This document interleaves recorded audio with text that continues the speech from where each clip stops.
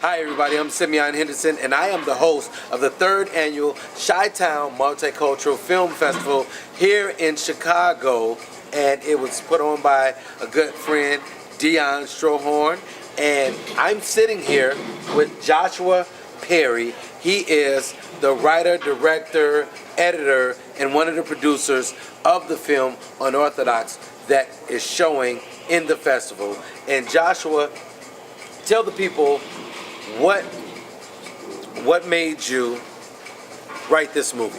So I wrote it back, actually senior year of high school. I based it off a lot of events with real stories from my real family, real extended family, and I really just wanted to get what being a real Jewish family is like. Okay. And so I rewrote it in college, and I was lucky enough to make it for a senior directing program at our Ginsburg.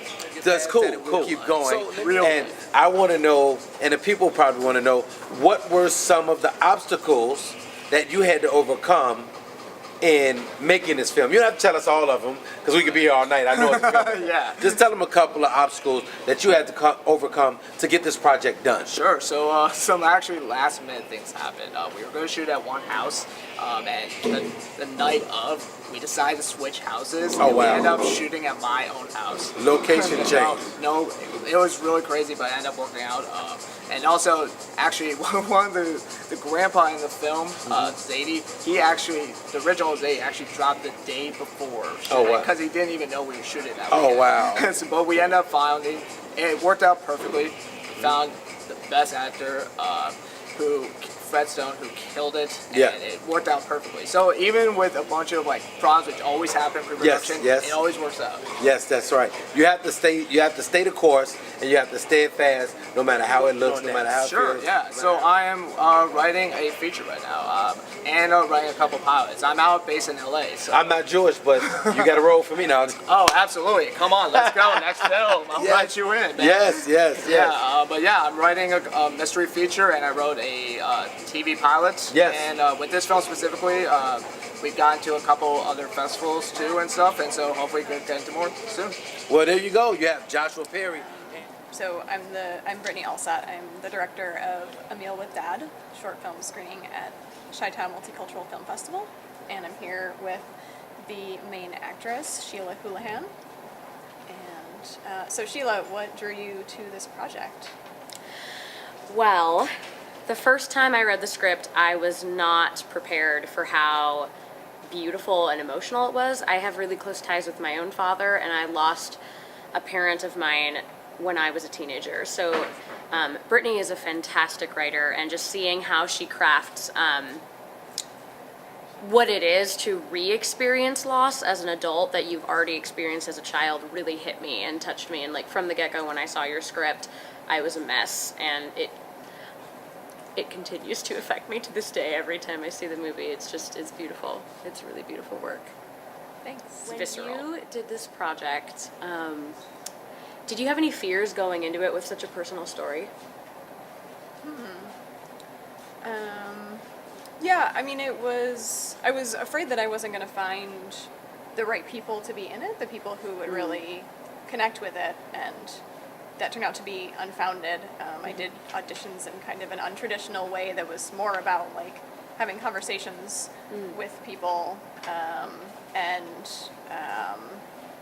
and making sure that they were good actors as well, but who connected with the story, who did I connect with, who felt like they were going to be part of a team of creating what was a very intimate story. Yeah, totally. I loved the food questions that you asked in all the interviews. Oh yeah. Yeah, that was fun. Yeah, I asked people about their experience with preparing a meal, and if they had any stories around food. People told me some really, really interesting stories, really unexpected. Yeah, food's really emotional. I'm not surprised that there would be a dearth of stories from different people about food and family and that kind of love and emotional life that is connected therein. Yeah, do you have any stories about food? You know, I do. I'm half Indian, half East Indian, and my racial identity is something that was hard to come into, in that as I am visibly white, my cultural identity was kind of erased growing up. And so I didn't really start to recognize my own place with my culture, with my heritage, and kind of like how that factors into American society until I was in my 20s and started really encountering like radical activism and different folks of color and from different walks of life who could tell me their experiences. And it was really interesting to kind of have like a second birth in my 20s and realize, no, wait a minute, like I didn't just grow up with a bunch of great Indian folks and food. Like this all has something, like this means something to me. And within the Indian community, my family didn't have the easiest time blending, and so my mother took that as a sign that we just shouldn't participate at all. And so I've really started to reconnect with that part of my culture later in life. And the only connection I had as a child with the Indian culture was through food. So Indian food is like a really emotional thing because it's kind of a way of me coming back to my roots in a childlike way. Like it's wonderful to learn all about who I am and my cultural heritage now as an adult, but food will always be my gateway into what it was like to identify as Indian as a child. I know you mentioned in your talk before the film that you wanted to create like a sense of inclusion and a safe space on set. What was that like? I mean, I've worked on a lot of film sets, and there's always a sense of like kind of having to like fit in or having to like not quite bring your whole self. And so I really wanted to do the opposite of that. And so, you know, we had a meeting before we started production, and, you know, just let everyone know that this is going to be a space to bring your whole self to, you know, you really, especially for the actors, you really need to be in your body and feel like you are honored for everything that you are. And everyone, we made sure that everyone who's on set was really on board with that. And so it was actually, once you do that, it's like pretty easy to create that feeling, and everyone felt very close. And yeah, so it felt really good. It felt like we were all a team, and we could all kind of laugh and cry together and also solve problems. Yeah, it was really, honestly, like participating in that was really special. Your film set was definitely the safest that I've ever felt as like an actor of color or a queer actor ever on set. It was really remarkable. And the first scene from the film that we shot was the big coming out scene. And I remember like meeting all these really great folks and having a really cool moment to connect. And then it was like, all right, dive into this super emotionally charged work. But I felt like it was possible because we'd really set up that stage of, no, this is a safe space where you can totally relax and not take on any energy that isn't your own and just be. And I felt like as an actor, that was a gift because it just completely frees yourself up for like real deep emotional work. So thank you. Yeah, it was a really cool experience. We were able to go there, even though I was fun. asking a lot of the See that first day. story come alive the first time. Like when you finished sort of, you know, cleaning up this scene, oh, do we want to structure it in this order, or what do we want? When you put it all together and saw it the first time, like, you know, first rough cut, what was that like? Yeah, I mean, it was somewhere between having looked at this too much and also once it does all come together, then it does have a life of its own. Yeah. It's very different, the film, from the script that I wrote and sort of from how I imagined it. But it's, like, I love it. It's its own thing, which is what I wanted, you know, that I was going to hand it to you as the actors, that I was going to hand it off, you know, to the director of photography to decide what the camera angles were going to be, and handing it off to the editor to, you know, to say this doesn't just exist in my head, this is a collaboration. And so I really saw that come together in watching it, and yeah, it was moving. I was like, this